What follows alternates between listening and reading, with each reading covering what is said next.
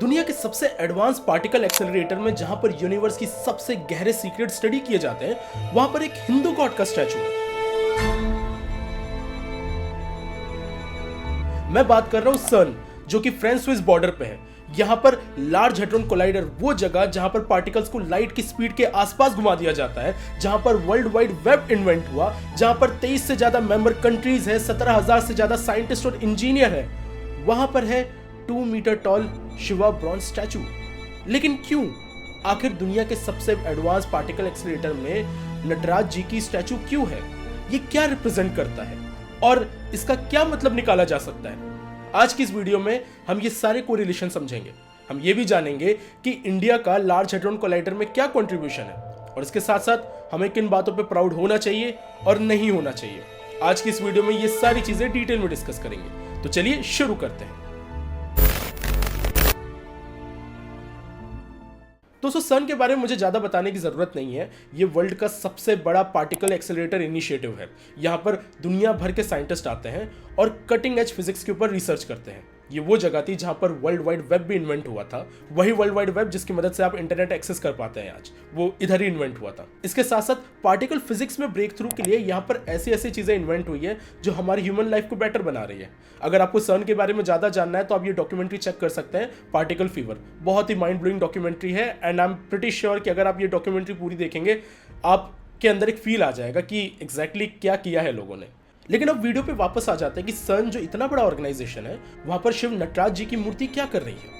इसको समझने से पहले हमें इंडिया और सन के रिलेशन के बारे में समझना पड़ेगा। इंडिया और सन का रिलेशन बहुत पुराना है और इसकी नींव रखी जाती है 1960s में, जब Tata institute of fundamental research, जिसको हम लोग TFR कहते हैं, यहाँ के काफी सारे बड़े साइंटिस्ट जाते हैं सन विजिट करने के लिए। फिर 1991 में ऑफिशियल कॉपरेशन एग्रीमेंट भी साइन होता है। 1996 में India officially large hadron collider को ज्वाइन कर लेता है। 2002 में इंडिया को ऑब्जर्वर स्टेट का स्टेटस भी मिल जाता है और फिर 2004 में इंडिया सन को नटराज का स्टैचू ये गिफ्ट करता है। अब ये स्टैचू क्यों गिफ्ट किया गया है, इसके पीछे एक अलग सिंबॉलिक रिप्रेजेंटेशन है जो भी हम लोग आगे बात करेंगे। लेकिन उससे पहले मैं ये भी बताना चाहूंगा कि इस कॉपरेशन में इंडिया के साइंटिफिक एंडेवर भी बहुत इंपॉर्टेंट है, बिकॉज हमारे देश के साइंटिस्ट और इंजीनियर्स ने भी सन में काफी कंट्रीब्यूट किया है। अगर टेक्निकल कंट्रीब्यूशन की बात की जाए तो हम लोगों ने super conducting character magnet contribute किया है, प्रिसिशन मैग्नेट पोजिशनिंग सिस्टम वो हमारा है, quench protection heater power supplies वो भी हमारा है, एडवांस सॉफ्टवेयर डेवलपमेंट और हाईली स्किल्ड मैन पावर, ये सब है इंडिया का main contribution.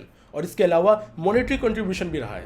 As an associate member India हर साल 11.5 मिलियन स्विस फ्रांसेस पे करता है। अगर 1990s की बात की जाए तो हम लोगों ने अभी तक 60 मिलियन से ज्यादा स्विस फ्रांसेस कंट्रीब्यूट किया हुआ है।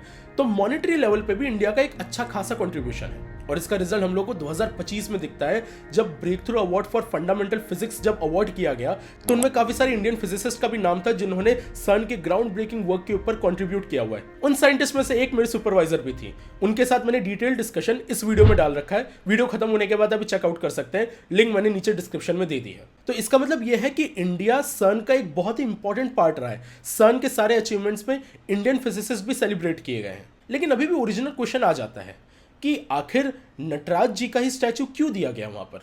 क्या इसके पीछे कोई रीजन है? And the answer is yes. इसके पीछे एक बहुत इंपॉर्टेंट रीजन है, क्योंकि ये कोई रैंडम डिसीजन नहीं था। देखिए दोस्तों, भगवान नटराज की जो स्टैचू है वो एक सिंबलिक रिप्रेजेंटेशन है।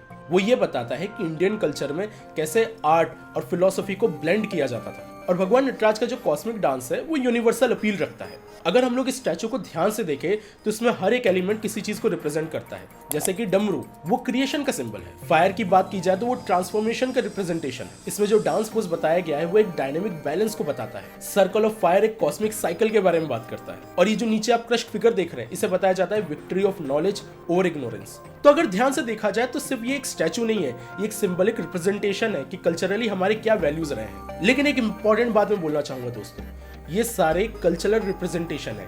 इसे हमें मॉडर्न फिजिक्स या फिर फिजिक्स से कंफ्यूज नहीं करना है।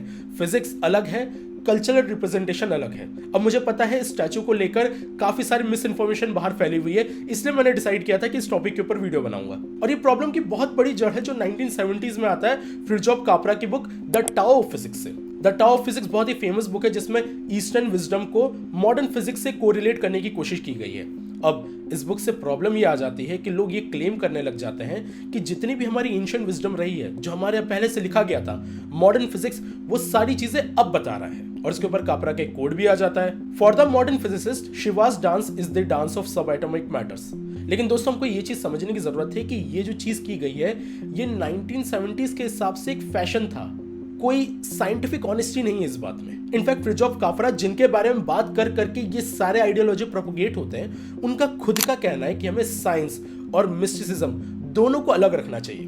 तो सोचिए द टाओ ऑफ फिजिक्स जिसके बेसिस पे लोग इतना नाच जाते हैं, इतनी सारी बातें कर देते हैं, उसके ऑथर इस बात पे खुद एग्री कर रहे हैं कि मिस्टिसिज्म और साइंस को हमें अलग रखना है। अब दोस्तों ये चीज इतना प्रीडोमिनेंटली क्यों फैली हुई है, इसके काफी रीजंस है, जिसमें से मैं 3 इंपॉर्टेंट रीजन डिस्कस करूंगा।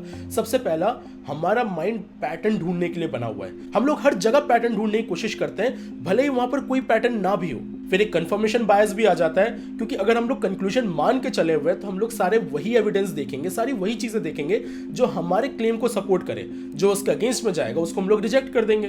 और फिर पोस्ट हॉक रीजनिंग भी आ जाती है कि एक काम करते हैं, पहले हम लोग डिसाइड कर लेते हैं कि क्या आंसर है। एक बार ये आंसर हम लोगों ने फिक्स कर लिया, उसके हिसाब से फिर एविडेंस ढूंढा जाएगा। ये तीनों अप्रोच बहुत ही घातक होती है, और इन्हीं 3 रीजंस की वजह से आपको दुनिया भर के लोग इंटरनेट पे बात करते हुए मिल जाएंगे कि हमारे यहाँ की जो हिस्ट्री थी वो इतनी रिच थी, वो सारी चीजें पहले ही बता दी गई जो भी मॉडर्न फिजिक्स बता पा रहा है। तो दोस्तों यहाँ पर हम लोगों को मिस्टिसिज्म और मॉडर्न फिजिक्स को अलग करना बहुत जरूरी है। देखिए दोस्तों, मॉडर्न फिजिक्स बहुत अलग तरीके से काम करता है। जैसे कि क्वांटम मैकेनिक्स में हमारे पास स्पेसिफिक मैथमेटिकल फॉर्मुलेशंस है। पार्टिकल फिजिक्स के एक्सपेरिमेंट बहुत ही प्रिसाइज होते हैं। Big bang theory observational evidence के ऊपर बेस्ड है। हालांकि इसके भी काफी सारे क्रिटिसिज्म है, लेकिन जो भी हम लोग थ्योरी के बारे में बात कर रहे हैं वो किसी ऑब्जर्वेशन के ऊपर बेस्ड है। एंड ये चीज क्लियर करना बहुत जरूरी है कि ये सारी चीजें किसी भी एंशिएंट टेक्स्ट में किसी तरीके से प्रेडिक्ट नहीं की गई थी। अब आप में से बहुत सारे लोग आके ये कमेंट कर सकते हैं कि नहीं, हमारे यहाँ सारी चीजें बताई गई थी। So let's talk about other culture also. जैसे ग्रीक माइथोलॉजी में भी क्रिएशन और डिस्ट्रक्शन के साइकिल के बारे में बात की गई है। नॉर्स माइथोलॉजी में कॉस्मिक बैटल्स के बारे में बात की गई है। और मायन टेक्स्ट में भी साइक्लिकल टाइम एग्जिस्ट करता है। सो इससे हमको ये पता चलता है कि बहुत सारे ऐसे एंशिएंट कल्चर्स है जिसमें हमको ऐसी बातें मिल जाएंगी जिसको अगर हम लोग इंटरप्रेट करना चाहेंगे तो वो मॉडर्न फिजिक्स से काफी कोरिलेट हो जाएगी। लेकिन क्या वो एक राइट अप्रोच होगी? जस्ट बिकॉज मुझे फिलोसॉफिकली एक नॉलेज मिल रही है और फिजिक्स के थ्रू दूसरी नॉलेज मिल रही है, क्या ये एक सही तरीका है कि मुझे ये कंक्लूजन पे आ जाना चाहिए कि दोनों सेम चीज बता रही है या दोनों के मेथड इक्वली इंपॉर्टेंट है? क्योंकि फिजिक्स और इन जनरल साइंस के बारे में बात करें तो ये मेथड हर कोई टेस्ट कर सकता है। ये मेथड फॉल्सिफाई भी होता है ओवर द टाइम। लेकिन फिलोसॉफिकल आइडिया जो आ चुका है, जो टेक्स्ट में लिखा रहा है, वो तो ऐसा ही है। उसको इंडिपेंडेंटली टेस्ट कैसे करें? अगर साइंटिफिक ऑब्जर्वेशन जैसे कि क्वांटम मैकेनिक्स की कुछ फाइंडिंग है, कॉस्मोलॉजी की कुछ फाइंडिंग है, कल को गलत प्रूफ हो गई और हम लोगों ने ये इंटरप्रेट किया कि ये फाइंडिंग भी सेम वो बोल रही थी, तो क्या इसका मतलब ये रहेगा कि वो फिलोसॉफिकल टेक्स्ट गलत हो गए हैं? नहीं, वो गलत नहीं हुए हैं, वो किसी और सेंस में लिखे गए थे। इसलिए जब भी हम लोग मॉडर्न फिजिक्स को और एंशिएंट टेक्स्ट को साथ में कंबाइन करने की कोशिश करते हैं तो साइंटिफिक टेम्परामेंट तो खराब हो ही रहा है, लेकिन वो जो एंशिएंट टेक्स्ट की लेजिटिमेसी है वो भी कम हो जाती है, उसकी क्रेडिबिलिटी कम हो जाती है इन सारे अप्रोचेस की वजह से। क्रिटिकल थिंकिंग भी वीक होती है और सूडो साइंस बहुत प्रमोट होता है। और दोस्तों मुझे एक चीज समझ में नहीं आती कि अगर हम लोगों को साइंटिफिक अचीवमेंट के ऊपर प्राउड फील करना ही है तो हमारे पास ऑलरेडी काफी सारी चीजें जिसके ऊपर हम लोग प्राउड फील कर सकते हैं। पुरानी चीजें तो है बहुत सारी जिसके ऊपर बात की जा सकती है, लेकिन अगर अभी करंट टाइम के बारे में बात करें तो कितने सारे इंडियन फिजिसिस्ट हैं जिन्होंने कंट्रीब्यूट किया था सर्न पे। जैसे कि मैंने आपको बताया था कि 2025 का ब्रेक थ्रू अवार्ड, जिसे ऑस्कर ऑफ साइंस बोला जाता है, वो काफी सारे इंडियन फिजिसिस्ट को मिला था। क्या ये प्राउड करने वाली चीज नहीं है? I was very surprise to know कि एकेडमिया में ये बात तो बहुत पॉपुलर हो गई, लेकिन कॉमन लोगों तक ये बात पहुंच नहीं पा रही थी। इसलिए मैंने अपने सुपरवाइजर के साथ ये इंटरव्यू किया था। मतलब सोच के देखिए, हार्डवेयर हो गया या फिर सॉफ्टवेयर डेवलपमेंट हो गया या फिर ह्यूमन कैपिटल हो गया या फिर रिसर्च आउटपुट हो गया, इन सब जगह इंडिया का बहुत बड़ा कंट्रीब्यूशन है। हम लोग उसके ऊपर प्राउड क्यों नहीं फील कर रहे? एलिस एक्सपेरिमेंट जैसी चीज जो सर्न में है, जिसको इतना बड़ा प्राइज मिल रहा है, उसका पार्ट होना ये अपने में बहुत बड़ी अचीवमेंट है। और अगर कल्चरली देखा जाए तो भगवान नटराज की मूर्ति होना इंडिया के लिए एक बहुत बड़ा विन है, क्योंकि मैंने आपको बताया कि 23 इसके मेंबर कंट्रीज हैं। हजारों साइंटिस्ट एवरीडे ये मूर्ति को देखते हैं। इंडिया का कल्चरल रिप्रेजेंटेशन होता है उधर। इंडिया के रिच हेरिटेज के बारे में लोगों को पता चलता है। क्या ये अपने में एक प्राउड होने वाली चीज नहीं है? क्या हमको जबरदस्ती एंशिएंट टेक्स्ट को मॉडर्न फिजिक्स के साथ रिलेट करना जरूरी है अपने आप को अच्छा फील कराने के लिए? क्या इतना फ्रेजाइल है हमारा कॉन्फिडेंस कि हमें ऐसी चीजें ढूंढनी पड़ रही हैं अपना रिस्पेक्ट बूस्ट करवाने के लिए? I don't think so.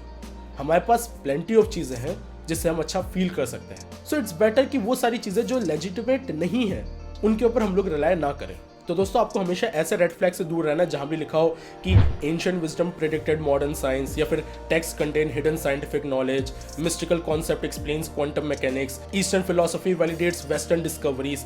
ये सारी चीज़ों से हमको दूर रहना है। हमको हमारे कल्चरल सिंबल और उसकी आर्टिस्टिक वैल्यू को उस तरीके से रिस्पेक्ट करना है। मेटाफर और लिटरल ट्रुथ में हम लोगों को अंतर पता करना आना चाहिए, और साइंटिफिक करेक्शन, पीयर रिव्यू, इन सब की इंपॉर्टेंस समझनी चाहिए। आई होप दोस्तों आपको आज की वीडियो पसंद आई होगी। ये एक ऐसा टॉपिक था जिसके ऊपर मैं बहुत टाइम से वीडियो बनाना चाह रहा था। मैंने पूरी कोशिश की है कि अपने एनालिसिस को एकदम अनबायस्ड रखूं। फिर भी अगर आपको लगता है कि इस एनालिसिस में कोई बायसनेस है या फिर कोई लूप होल है, तो I am open to the criticism. मैं चाहता हूं कि आप कमेंट्स में वो सारी चीज़ें शेयर करें, मैं भी वो पढ़ना पसंद करूंगा। और कमेंट करके ये भी बताइएगा कि नेक्स्ट कौन से टॉपिक पे आप चाहते हैं कि मैं वीडियो बनाऊं, और हम लोग फिर से मिलेंगे यही सारी इंटरेस्टिंग बातें डिस्कस करते हुए। तब तक के लिए स्टे क्यूरियस, कीप लर्निंग।